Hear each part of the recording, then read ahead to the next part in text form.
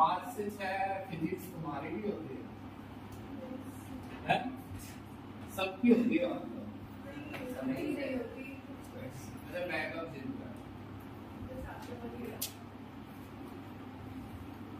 मैं भी एक क्लास को बैकअप देता हूँ। ट्यूजडे से तुम्हारे इसमें 5-6 बच्चे और आ रहे हैं। नहीं राइटिंग वाले अलग है, यही पढ़ते ना।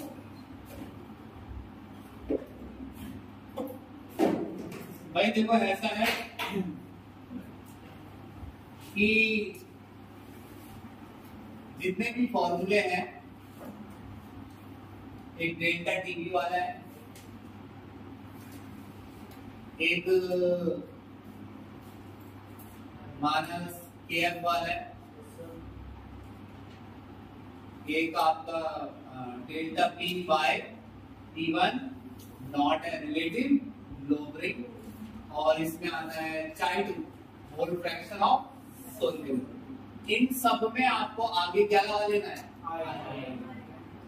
और आई लगाने की कोई दूसरी जगह नहीं है, यही वो जगह है जहाँ क्या लगाना है। पिछली बार यहाँ मोलर मास था तो कोई दिक्कत नहीं है, मोलैरिटी खोलो, मोलर मास इधर ले जाओ, इतना तो समझ रहे हो ना, आई अपनी जगह पर ही है। देखो तुम अगर मेरी बात मानोगे ना तो पक्का समझ में आएगा। मेरे को ना बहुत एक्सपीरियंस है इन चीजों का, मुझे 12 साल हो गए पढ़ाते पढ़ाते, और मैंने हर साल 5-5, 6-6 बैच पढ़ाया। फिलहाल भी मैं 5 बैच पढ़ा रहा हूँ, पता है, ये अकेला बैच में 5 बैच पढ़ाता हूँ मैं, 12 के 5 या 6 है, कुछ 2 एक्सक्लूसिव बैच ऐसे हैं इसमें बहुत कम है। पाई इक्वल टू ICR, आई तब लगाना है जब एसोसिएट हो रहा हो या पहला सवाल है कि पता कैसे चलेगा, है ना। तो वो न्यूमेरिकल अभी मैं करके दिखा रहा हूँ कैसे पता चल रहा है, आप देखना। दूसरा सवाल है आई तभी निकालना होता है जब डिसोसिएशन कंप्लीट ना हो। अगर कंप्लीट डिसोसिएशन है तो फिर आई 2 आता है या 3, फिर तो निकालना नहीं होता। अगर डिसोसिएशन कंप्लीट है आई 3 आता है या 2 आता है, ये जब तक समझ में आता है कि नहीं। yes, sir. अब आप मुझे बस इतना बताइए, आई के 3 फॉर्मूले थे, yes. एक अल्फा वाला फॉर्मूला था, वो आपने समझ लिया था। yes, तो मैं आपको क्वेश्चन करके दिखा रहा हूँ, कोई दिक्कत नहीं आ सकती। एग्जाम्पल 12वां-13वां देखना, 2.12 2.13, चलो जल्दी जल्दी बुक निकालो। एग्जाम्पल 2.1213,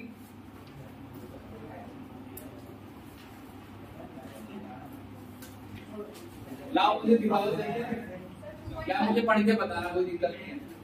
एग्जाम्पल है भाई, बस ये आ गया। हाँ 2.12 है एग्जाम्पल, सबसे आखिरी में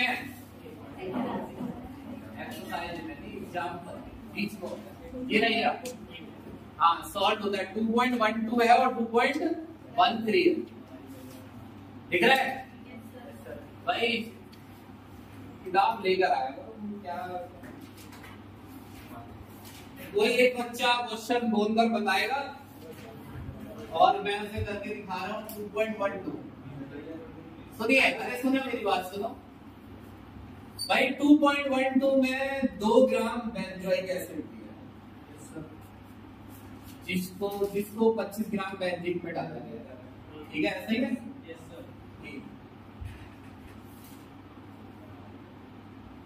बेंजोइक एसिड है सोल्यूट, तो मास सोल्यूट का है 2 ग्राम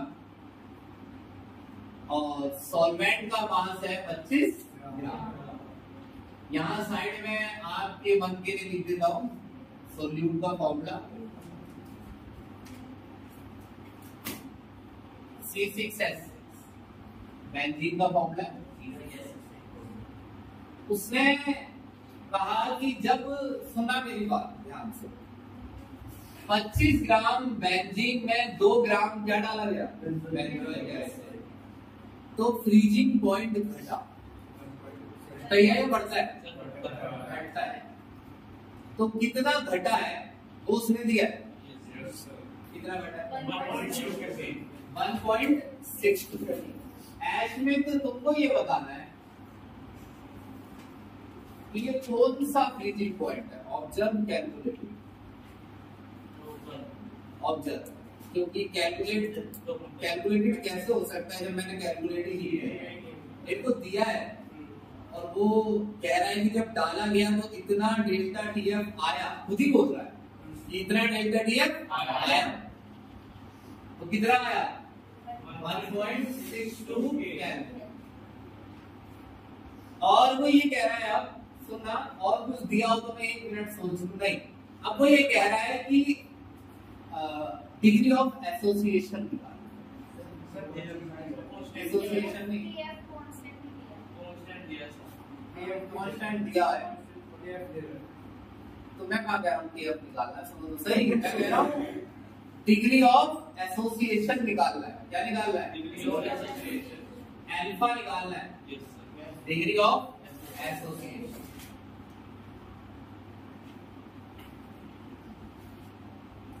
आई भी निकालना पड़ेगा, या मैं यहाँ ना लिखूं कि आई क्यों निकालना पड़ेगा। अब सुनो मेरी बात, उल्टा करना है क्वेश्चन को पहले। चलो मान लो कि मैंने कहा मैं अल्फा ही निकाल रहा हूं, तो मेरे को जो अल्फा का फॉर्मूला पता था मैं वही लगा देता हूं। कल से आपको ये उम्मीद रखूंगा मैं कि ये फॉर्मूला याद होगा, I = 1 - alpha plus n alpha. याद है? Yes sir. ये कभी चेंज ही नहीं होता। ये इतना थोड़ा सा लगा होगा, I = 1 - alpha plus n alpha. अरे सुनो मेरी बात, n अल्फा।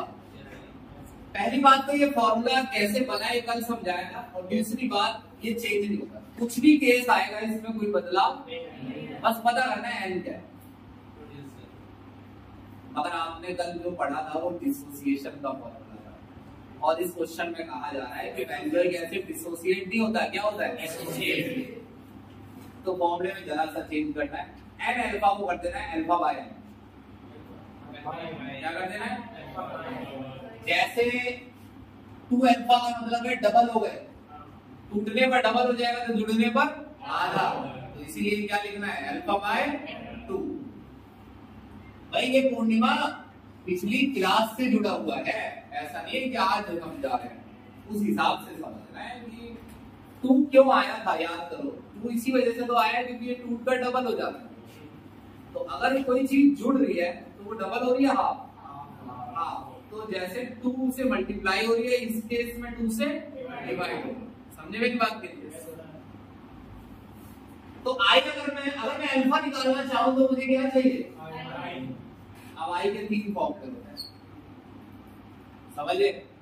ये वाला फॉर्मूले से तो आई निकलेगा नहीं, क्योंकि इसमें तो क्या चाहिए? वो अल्फा निकालने के लिए क्या है? अल्फा भी इसी के भरोसे है फॉर्मूले के, तो क्या निकालना है फिर? आई इसी दूसरे फॉर्मूले से उसे यहाँ डालना है, और यहाँ से क्या निकालना है? अल्फा। समझ में आ रही मेरी बात? चलो आई निकाल के देख लेते हैं।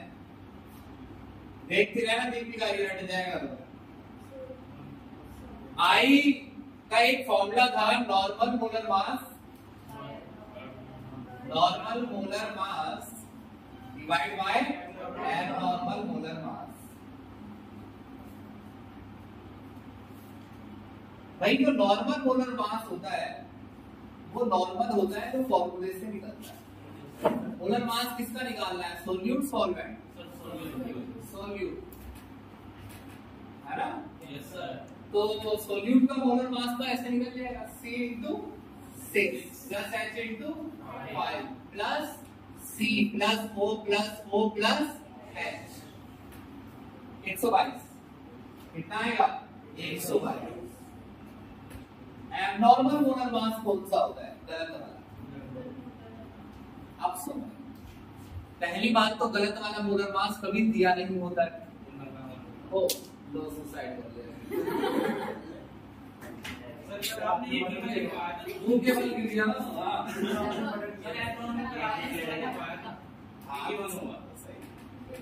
अभी मिटवा देता हूं। एबनॉर्मल मोलर मास जो है वो गिवन नहीं होता है। याद करो कि एबनॉर्मल मोलर मास आया कैसे था, 37.25 आया था कल, वो हम कैलकुलेट कर रहे हैं।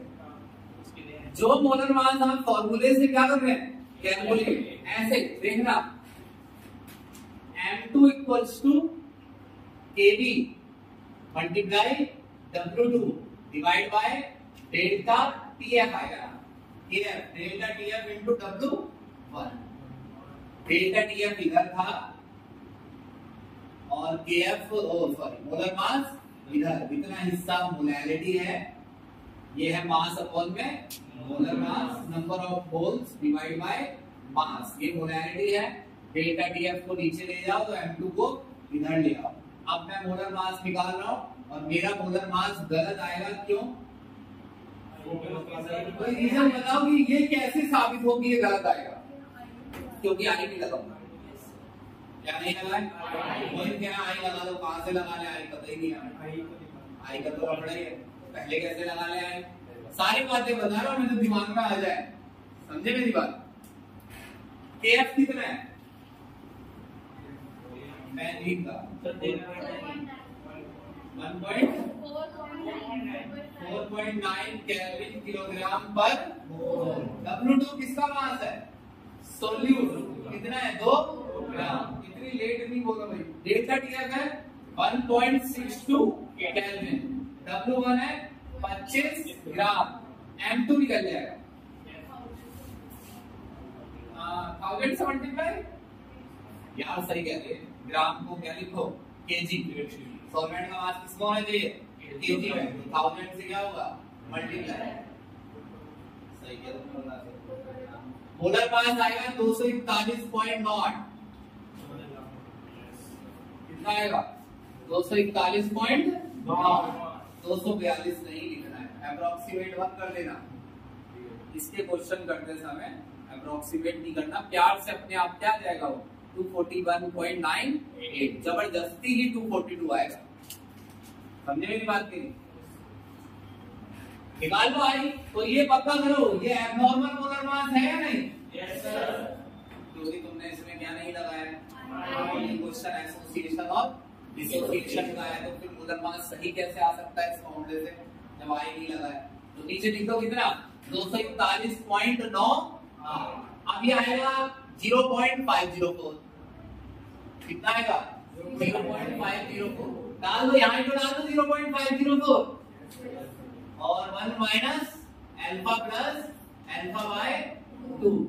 0.504 1 माइनस अल्फा बाय 2। अरे इन दोनों को सॉल्व कर दिया भैया, तो क्या आया? Alpha by 2। इधर 1 को इधर ले आओ। 0.504 माइनस 1 माइनस अल्फा बाय 2, ये आ गया माइनस 0.496। तो माइनस अल्फा बाय 2, माइनस से क्या बढ़ गया? माइनस अल्फा आ गया 0.992। इतनी देर लग रही है इसमें। और आपको अगर ऐसा लगे कि हमको ये क्वेश्चन मुश्किल लग रहा है, सबको ऐसा नहीं है। लोगों ने तो करना ही छोड़ दिया इसे पढ़ के।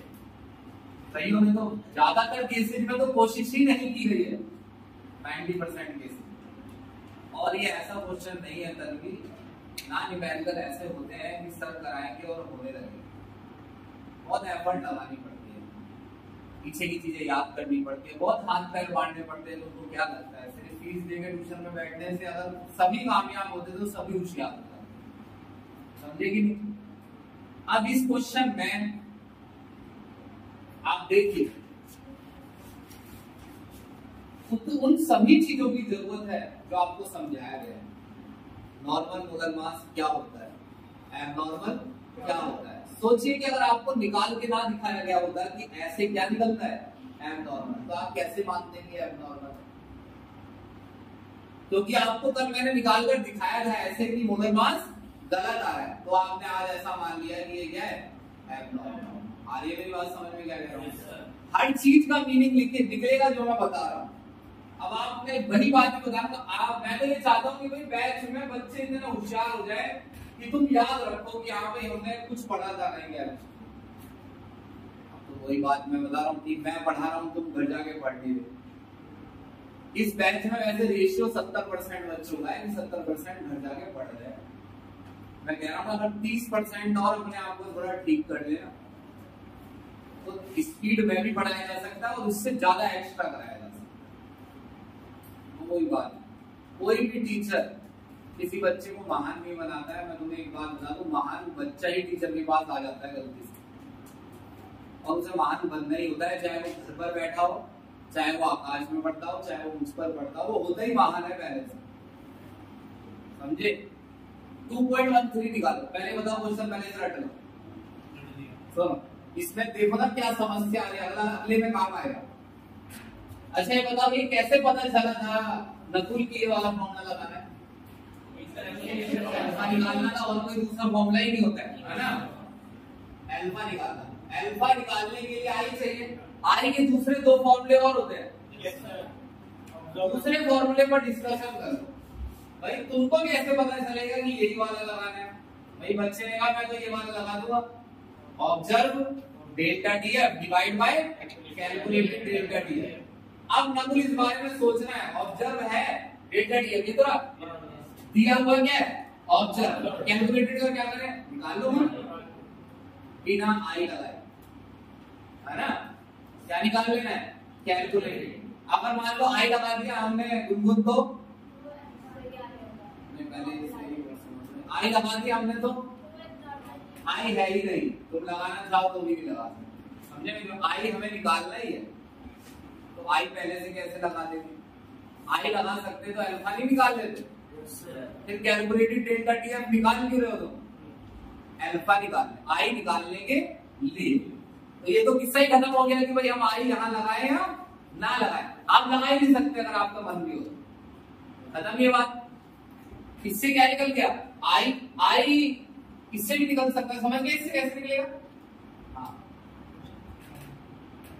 ये मोलर मास क्यों निकाला का ना, अरे मेरे को समझा, ये मोलर मास क्यों निकाला है का ना,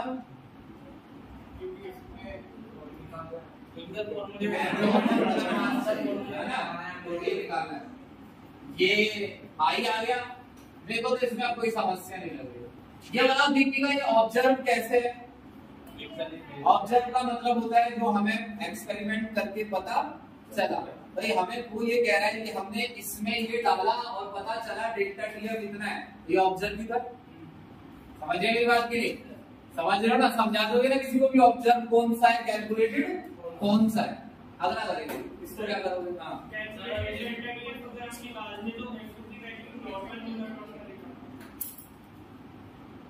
हाँ, ये पूछ रहा है कि अगर हम डेल्टा टीएफ निकालते तो हमको क्या चाहिए, मोलर मास। आई मिनट के लिए सोचो आप कौन सा मोलर मास डालेंगे।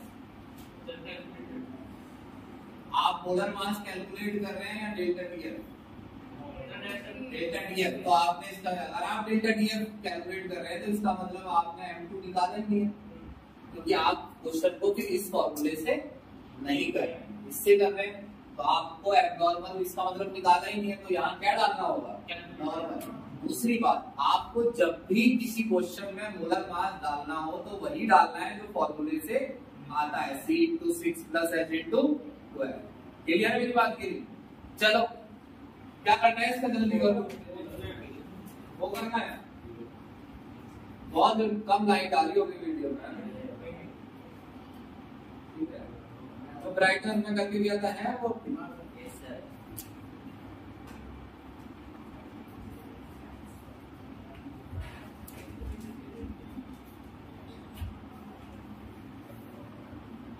कर दो रफी से।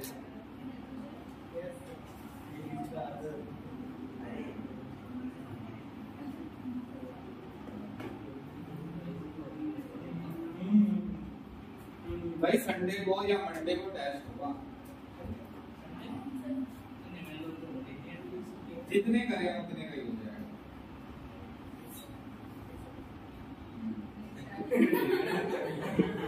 सुनो, याद है ना? भाई अगला क्वेश्चन देखना है, 2.13 है। मैं पूछूंगा क्या क्या दिया है आप बताना। भाई प्लीज चुप हो जाओ, सुनो। अरे 1.26 में क्या समस्या है? ओ देखो मैंने ना 2.13 में कुछ नहीं लिखा है, सुनना मेरी बात, उल्टा चले, ठीक है ना? उसमें निकालना है केसी 2.13 में क्या निकालना है? केसी। केसी होता है इक्विलिब्रियम लॉस, है ना? सुना पहले इक्विलिब्रियम लॉस? अब यहां सुनो पहले बात। क्वेश्चन इथेनॉइक एसिड पर है, ये कितना आ रहा है ये बोर्ड? बस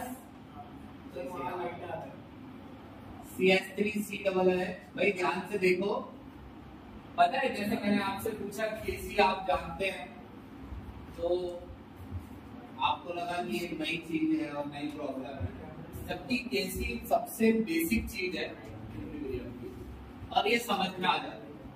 भाई यहाँ देख लो शिवम, यहाँ समझो, देखो इस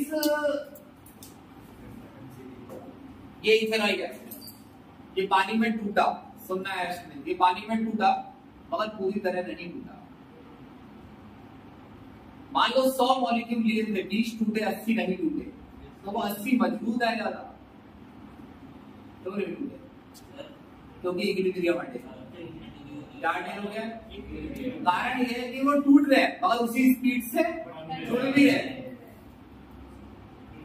100 में से पहले 50 तो टूट गए स्पीड से, मगर फिर रिवर्स रिएक्शन भी उसी रेट से होने लग गई और क्या अटेन हो गया? इक्विलिब्रियम शॉर्ट में। क्योंकि अगर इक्विलिब्रियम अटेन हो जाएगा तो फिर इथेनॉइक एसिड पूरी तरह से टूटेगा नहीं। क्लियर है मेरी बात के नहीं? तो मान लो कि मैंने इसके कितने मॉलिक्यूल लिए हैं? C, याद करना 11 से। शुरुआत में मैंने ये कितना लिया था? C। ये कितना है? शुरुआत में प्रोडक्ट हो जाएगा, शुरुआत में सिर्फ क्या होता है? रिएक्टेंट। C क्या है? C हटा। मान लो मैंने इसके कितने मोल लिए थे? 100। इसके कितने मोल थे? इक्विलिब्रियम अटेन होने पर ये बढ़ जाएंगे घट जाएंगे?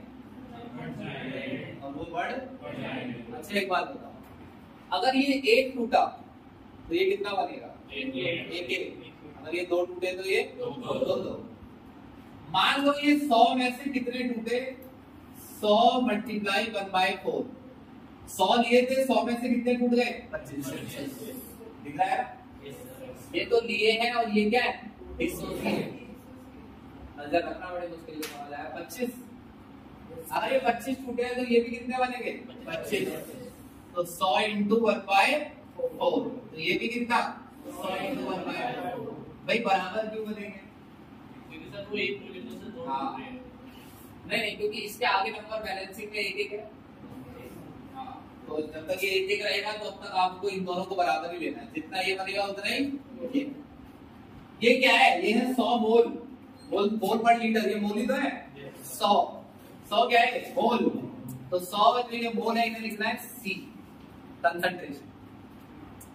रिएक्टेंट की कंसंट्रेशन, रिएक्टेंट की कंसंट्रेशन का मतलब होता है रिएक्टेंट के मोल पर लीटर या मोल पर केजी। रिएक्टेंट के मोल पर लीटर दिए थे, तो ये क्या है? C। ये हो गया C और ये क्या हो गया? C अल्फा, या नहीं?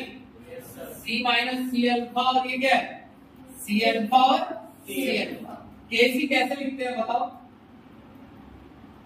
प्रोडक्ट ऊपर CH3C डबल O माइनस, ऊपर क्या आएगा? H plus. प्रोडक्ट की कंसंट्रेशन ऊपर और रिएक्टेंट की नीचे। अब ये तो बताओ, ये तो आता हुआ है प्रोडक्ट की कंसंट्रेशन ऊपर, रिएक्टेंट की नीचे। तुमने वही नहीं क्या इक्विलिब्रियम मिला हुआ? हाँ तो सर बस जितने भी यहाँ पढ़े हुए हैं ना, तो उनसे कहलवा नहीं सकते कि नहीं आता है, चाहे आप पता ना हो लेकिन लिखने पर याद आएगा। ये तुम्हारी सेल्फ स्टडी का नतीजा है जो ये क्वेश्चन यहाँ हटका, वरना KC C alpha square divide by 1 minus alpha formula पता ही होगा, फेमस फॉर्मूला होता है। केसी इक्वल टू होता है C alpha square 1 minus alpha. नहीं पता है तो समझ लो, बता दो। पहले बताओ केसी ऐसे निकलता है, तुमको नहीं मालूम है? नहीं मालूम था तुमको? इसका मतलब है कि तुमने इक्विलिब्रियम नहीं पढ़ा है ना? देखो केसी ऐसे निकलता है कि जो प्रोडक्ट है ना, ये रिएक्टेंट है, ये प्रोडक्ट को लिखना होता है ऊपर, और जैसे इनके बीच प्लस है तो इनके बीच क्या लिखना है? मल्टीप्लाई है। और रिएक्टेंट में जो भी है उसे नीचे, प्रोडक्ट ऊपर रिएक्टेंट नीचे। अब सुनो, यहाँ लिखना क्या है? स्क्वायर ब्रैकेट का मतलब होता है मोल पर लीटर। यहाँ आपको इथेनॉइक एसिड के क्या लिखने हैं? एसिटेट आयन है, एसिटेट आयन के क्या लिखने हैं यहाँ आपको? मोल पर लीटर। यहाँ भी क्या लिखना है? मोल पर लीटर। यहाँ भी मोल पर लीटर, यानी मोल लिखने हैं। तो मोल ही तो है, ये देखो ना, ये मोल लिखते तो क्या? ये 100 क्या है? अरे 100 मोल पे 100 मोल में से कितने मोल गए?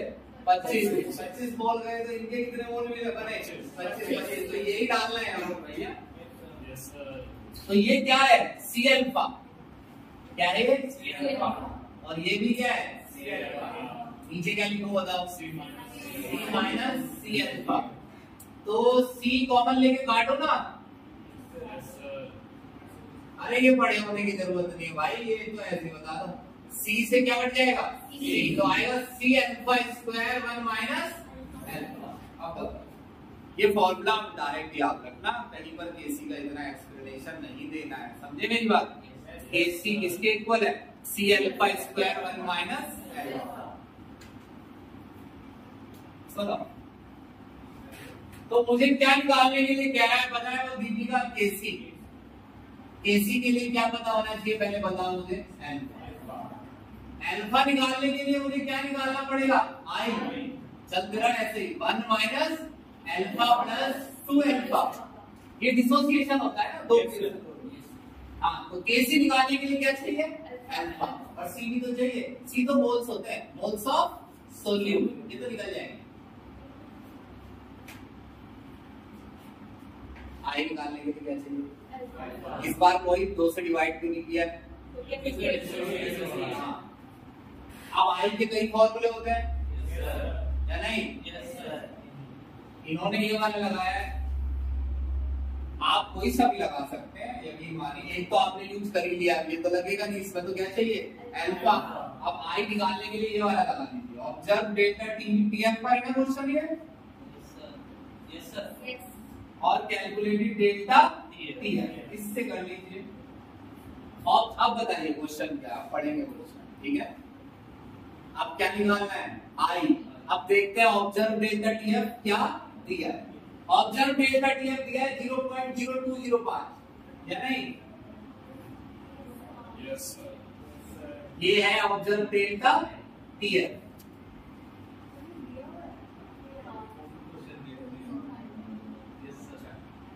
अभी सुनते जाओ, इसमें सोल्यूट पता है कौन है? Ethanoic acid. मगर इथेनॉइक एसिड का क्या दिया है? Volume 6 ml। और इथेनॉइक एसिड की क्या दी है? डेंसिटी, अरे 6 नहीं 0.6, 1.066 ग्राम पर ml। पानी दिया है 1 लीटर, कितना? 1 लीटर। सुनते रहो, सब बताओ। जो दिया है वो लिख रहे हैं, दिए में क्या समझा? वॉल्यूम दिया है और ये सब दिया है, ठीक है ना? ऑब्जर्व डेल्टा टी दिया है, देखो मिली कितना दिया है? 0.0205। क्या निकालना है? Calculated delta T. तो ऐसे तो निकलेगा delta TF equals to KF multiply W2 divide by M2 multiply W1, या नहीं? Yes sir. अब इसमें क्या समस्या आ रही है? इसे निकालिए। चलो पीछे से चलो। मैक्सिमम एसी निकालना है, क्या चाहिए? अल्फा। अल्फा किससे निकलेगा? आई निकालने चले तो ये तो दिया था, क्या नहीं दिया है? ये कैलकुलेटेड है या ऑब्जर्व है? अब इसमें तुमको ये देखना है ऐसी क्या चीज है जो नहीं दी है। केएफ दिया है 1.86। अरे वो भूल गए थे, क्यों भूल गए पता है? अरे सुनो तुझे, हाँ चल पहले आप इसलिए दिया, इसलिए नहीं दिया है कि वो ये मान के चल रहे हैं कि बच्चा केएफ पानी का टेबल में से लिख लेगा। पानी का था ना क्वेश्चन, केएफ किसका लिखना है? वाटर। तो मोस्टली बच्चों को केएफ जो है पानी का याद होता है, 1.86 है, केबी होता है 0.5। तो हमने भी तो लिखा था बोर्ड पे। हाँ सुनो ये बात भाई, एचपी इसमें दिक्कत आ रही है क्या? केएफ में W2 क्या है? Mass of solute. देखो ध्यान से दीपिका, सोल्यूट का मास भी तो दिया, अगड़म तिगड़म दिया है, नहीं दिया ना सोल्यूट का मास। तो डेंसिटी किसके इक्वल होता है? डेंसिटी की मल्टीप्लाई किससे कर दो? तो मास निकल गया। तो मैंने कर दी मल्टीप्लाई 1.06 ग्राम पर ml। डेंसिटी की मल्टीप्लाई मैंने कर दी किससे? वॉल्यूम से। तो क्या निकल गया? मास। पता नहीं कितना आया, मास कितना है ये मैं बता दूंगा वैसे 0.696। हाँ सर आपने सर वॉल्यूम सर सॉल्यूट का लिया, सॉल्यूशन का नहीं लिया। नहीं तो वॉल्यूम सॉल्यूट का ही लेंगे। मास भी तो किसका निकालना है? सॉल्यूट का। पूरे सॉल्यूशन का मास निकालना है क्या?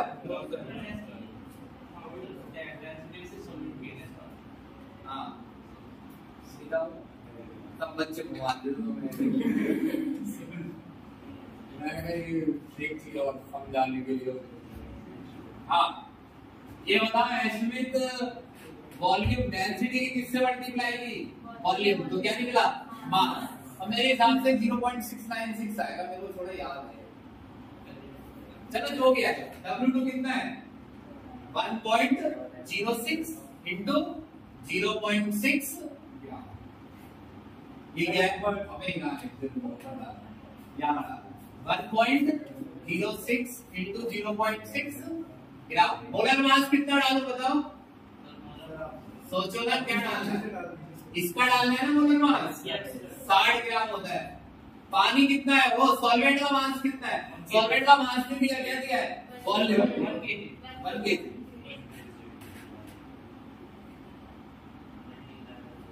क्या निकल गया? 0.0197। कितना आ गया? 1.041। यहाँ डालो आई, कितना है I? 1.041 equals to 1 minus alpha plus 2 alpha. Alpha निकाल लोगे ना, सॉल्व कर लोगे ना। 0.041 डाल, यहाँ क्या डालेगा? अल्फा। 0.041 का स्क्वायर, नीचे क्या है? 1 माइनस 0.041। सी है, सी क्या है? वो सॉल्यूट। किसके? सॉल्यूट के। सॉल्यूट का क्या दिया हुआ है? मास है ना ये। ये पूरे मोली है, देखो यहाँ से आता है। ये सॉल्यूट का मास है और ये सॉल्यूट का मोलर मास। मास अपॉन में मोलर मास क्या होता है? मोल। आएंगे 0.0106। कितने आएंगे? कितने आ रहे हैं ना? 0.0106 मल्टीप्लाई करने पर 1.86 समथिंग आएगा। एसी हो गया।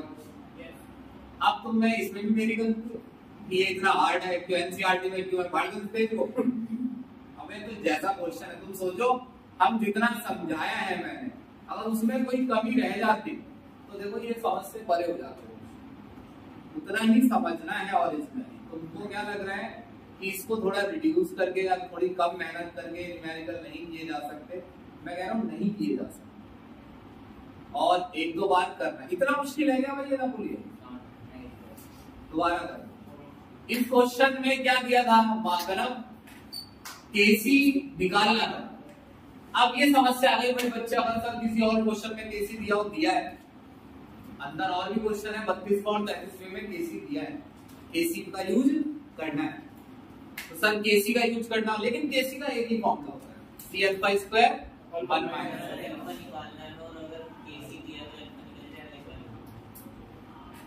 अल्फा निकालना हो और केसी दिया हो 2.32 में ऐसा ही दिया गया है, केसी दिया है और सी दिया है और क्या निकालना है अल्फा, समझे?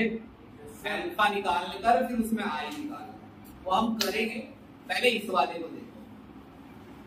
यहां से क्या निकालना था केसी, केसी के लिए क्या चाहिए अल्फा, अल्फा का यही तो फॉर्मूला होता है, इसमें कुछ डाउट हो रहा है?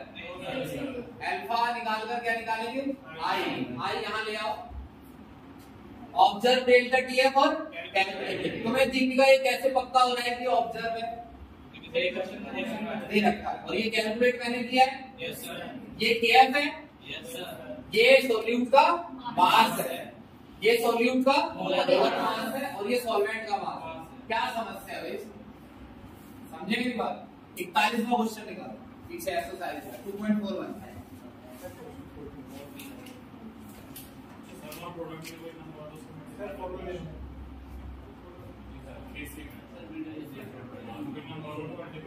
आगे स्क्वायर पावर मल्टीप्लाई, अगर यहाँ पर 2 हो तो यहाँ पर पावर 2 आएगी, नहीं आएगी, इसमें ऐसा नहीं आता है, एक ही एक रहता है, एसिड होता है टूटता है वो एक एक बनता है।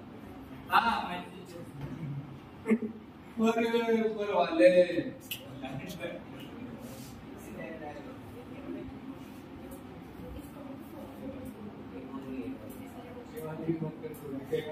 अरे ये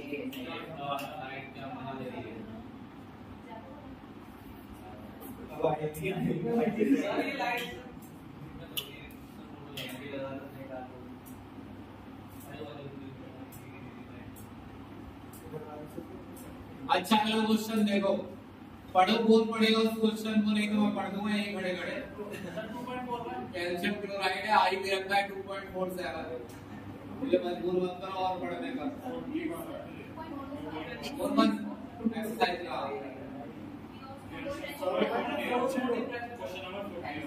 40 है तो ये नई बुक और पुरानी बुक का चक्कर तो नहीं है, तुम देख रहे हो तुम्हारे में लास्ट क्वेश्चन और मैंने लास्ट तुम्हारे में लास्ट और मैंने 40 पाए वो क्वेश्चन सर मैं पढ़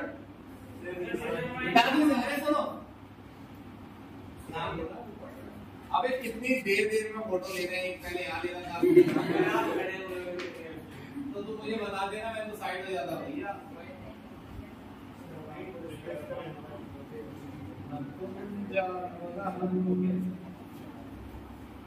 चलती है पवन मचलता है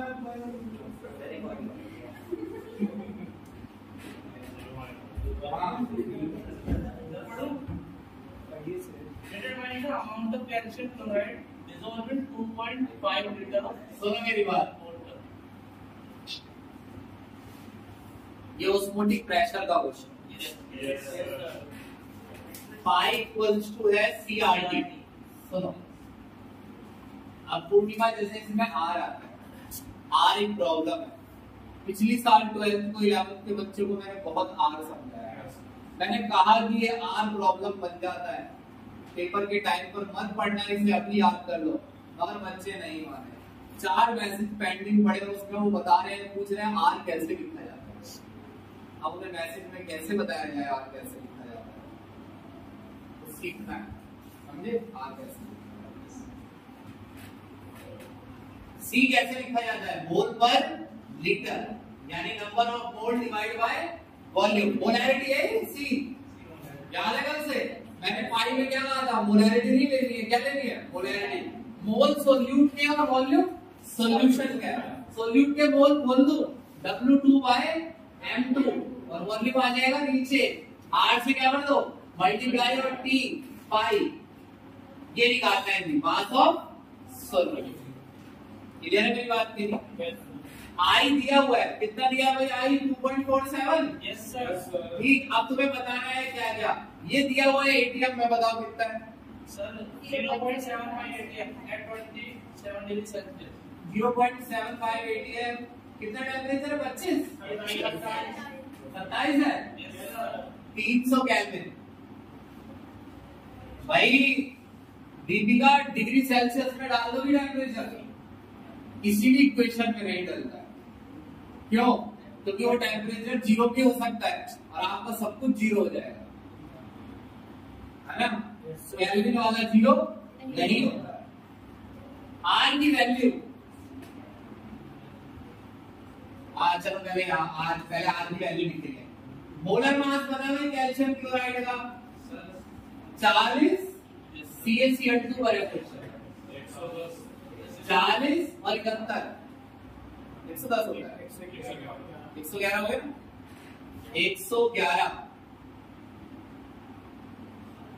अरे पहले एक मौका लिखा है इसलिए अब नीचे डालो इसमें वैल्यू, घर पे थोड़ी दिखेगा। आई कितना है? 2.47। W2 निकालना है, M2 कितना है? 111 ग्राम। R की वैल्यू डालनी है, टेम्परेचर 27 है, उसकी जगह क्या लिखना है? 300 केल्विन। पाई कितना है? 0.75 एटीएम। तो दिक्कत कहाँ आ रही है बताओ?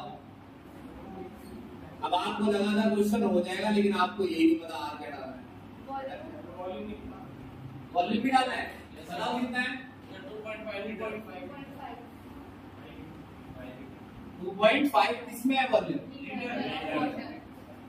सुनो, आर की वैल्यू में ना 2 यूनिट होती है, एक प्रेशर की और एक वॉल्यूम की। एटीएम किसकी यूनिट है? लीटर। आर इस हिसाब से डालना है कि उस आर की वैल्यू में भी प्रेशर वाली यूनिट क्या हो? एटीएम, वॉल्यूम वाली लीटर। नॉर्मली जो आर की वैल्यू होती है वो होती है 8.314 पास्कल मीटर क्यूब पर केल्विन पर मोल। अच्छा ये तो बताओ, थोड़ा बहुत भी नहीं पता है कि ये वैल्यू होती है? नहीं सर। 11th में नहीं पढ़ा है? अरे ये पढ़ाए इन्होंने।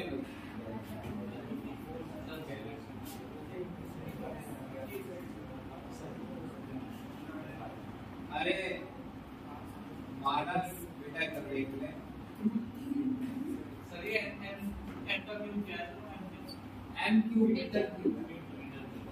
भाई ये आर की वैल्यू होती है, एक फेमस वैल्यू है, इसका नाम भी यूनिवर्सल गैस कांस्टेंट है ना? EV इक्वल टू nRT में याद आता, मोस्ट इंपोर्टेंट इक्वेशन है यार। अगर आपको याद नहीं है तो याद कर लीजिए, आर ये डाला जाता है। याद कीजिए एक दिन आपको दिखाया गया था कि एक एटीएम कितने पास्कल होता है, एक बार तो आपको बस पास्कल को किसमें बदल देना है? एटीएम में। और मीटर क्यूब को किसमें? लीटर। क्वेश्चन हो जाएगा कैसे बदलना है सब। एक एटीएम कितने पास्कल होता है याद दिला रहा हूँ, 1,01,325। तो एक पास्कल की जगह लिख दो 1510325 एटीएम इक्वल्स टू 1 पास्कल। लिखो यहाँ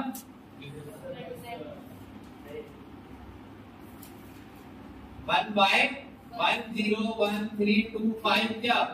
एटीएम। 1 मीटर 10 डेसीमीटर होता है, 100 सेंटीमीटर, 1000 मिलीमीटर, इन सब का क्यूब कर दो जी। 1 मीटर क्यूब 10 की पावर 3 डेसीमीटर क्यूब 10 की पावर 6 सेंटीमीटर क्यूब 10 की पावर 9 मिलीमीटर क्यूब। क्यूब का मतलब समझ आया? थोड़ी जल्दी लॉन्ग टाइम है। क्यूब का मतलब समझ आया? सबका क्या कर दिया? क्यूब करने पर भी कोई बराबर रहेगा। तो तुम्हें इन सभी यूनिट्स में रिलेशन पता चल गया। अभी कमाल की बात देखो, डेसीमीटर क्यूब को ही तो लीटर लिखते हैं। मेरा मन नहीं है डेसीमीटर क्यूब बोलना, मुझे अच्छा नहीं लगता है, तो शॉर्ट में क्या लिखता हूं? लीटर। सेंटीमीटर क्यूब को ही क्या बोलते हैं? एमएल। तो मीटर क्यूब और लीटर में कितना सीधा रिलेशन है, बताओ क्या रिलेशन है? 1 मीटर क्यूब 10 की पावर 3 लीटर है। अच्छा ये तो मानोगे 1 मीटर क्यूब 10 की पावर 3 डेसीमीटर क्यूब है। मैं कह रहा हूँ डेसीमीटर क्यूब को ही क्या लिखा जाता है, लीटर। तो 10 की पावर 3 वो क्या हो गया, लीटर। समझे? Yes sir. तो 1 मीटर क्यूब की जगह मैं क्या लिख दूं, 10 की पावर 3 लीटर। अब पीछे लगा दो पर केल्विन पर मोल, और टेम्परेचर है 300 केल्विन। अब देखिए आपको सब कुछ पता होता है लेकिन आप ये नहीं लगा पाते और आंसर नहीं है ना। इसीलिए अब एटीएम से क्या घटेगा, एटीएम लीटर से लीटर, केल्विन से केल्विन, मोल भी है क्या कोई, ये तो ना मोल मास, ग्राम पर मोल, मोल से क्या घटेगा, मोल, मास किसमें निकलेगा। ऐसे यूनिट अगर नहीं कट पा रही है तो समझ लो कहीं गड़बड़ है। हाँ सर ये पाई इक्वल टू सीआरटी का सीए एंड बाय तो अब जो वॉल्यूम है वो सीए सीएल2 को वॉल्यूम सॉल्यूशन का है, नंबर ऑफ मोल ऊपर, सॉल्यूशन का वॉल्यूम नीचे। हाँ अरे मान लो कोई नंबर काट ले तो